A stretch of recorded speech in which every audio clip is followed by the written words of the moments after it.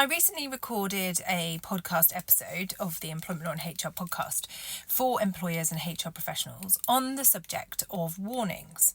Now, the reason why I decided to do a podcast on warnings is because frequently I'm finding out that employers are using warnings without going through any formal process. So just issuing an employee with a warning without telling them why or giving them the opportunity to respond.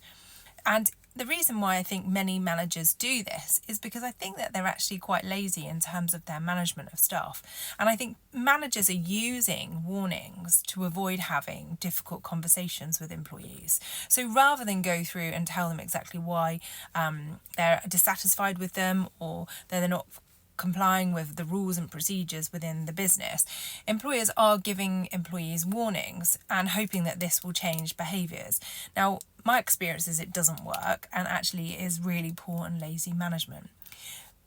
But the point I want to make for you guys listening and watching today is that if you are on the receiving end of a warning from your employer and they haven't invited you to a meeting or given you any information about it beforehand, then it is right to challenge that. And if you feel it's been given unfairly, then you should, of course, appeal.